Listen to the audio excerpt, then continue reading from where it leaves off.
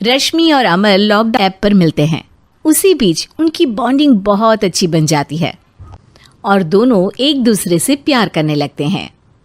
बस पट मंगनी पट शादी। उससे पहले घर में बात तो कर लो। अरे माँ पापा कभी मना नहीं करेंगे। अमर की बात सुन रश्मि खुश हो जाती है। ऐसे ही दिन बीतते हैं और दे ही दिन अमर अपने परिवार के साथ रिश्ता लेकर रश्मि के घर पहुंच जाता है। कुछ ना करके अगले कुछ दिनों में छोटे फंक्शन के साथ शादी कर लेते हैं। अमर के पापा की बात पर सब सहमत हो जाते हैं। कुछ दिन बाद दोनों की शादी हो जाती है और रश्मि अपने ससुराल पहुंच जाती है।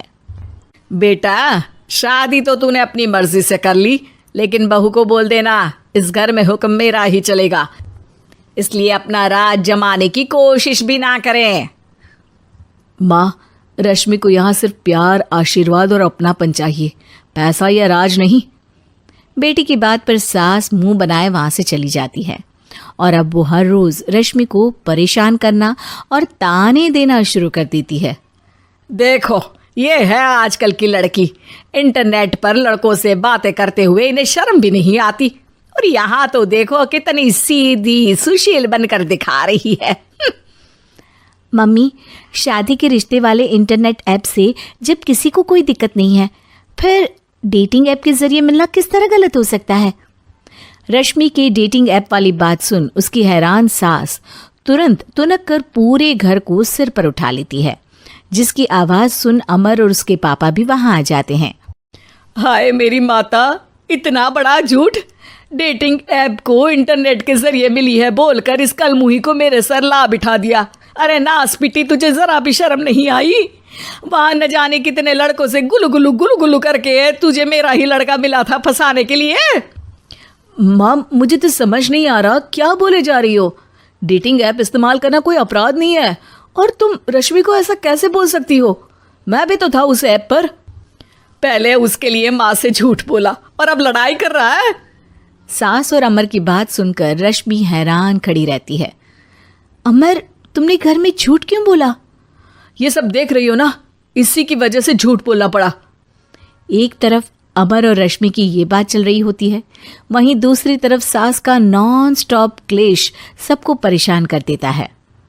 सब एकदम चुप, जो हुआ सो हुआ, अब मुझे कुछ ना सुनाई दे।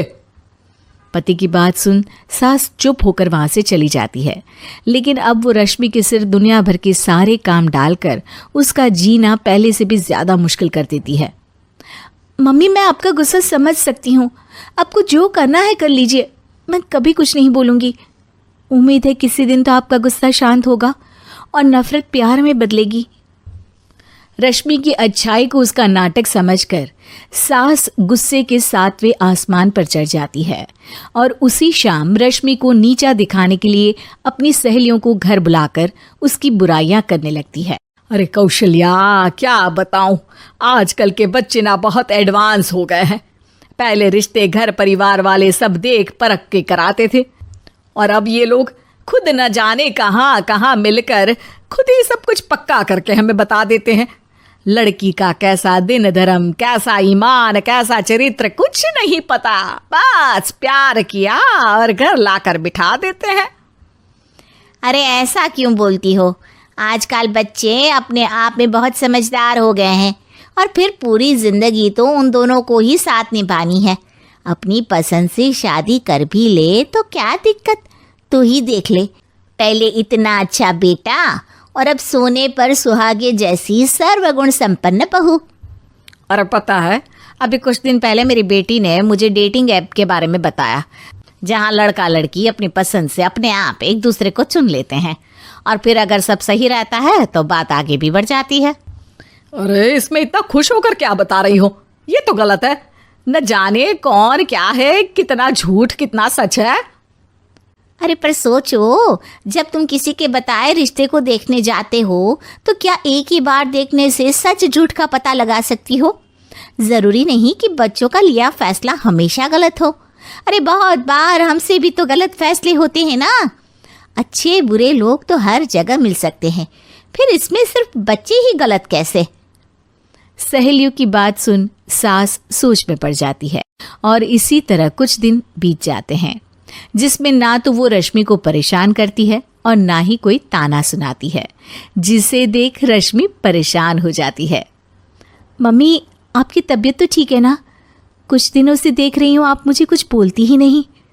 तो मेरा परेशान करना ज्यादा अच्छा लगता है क्या?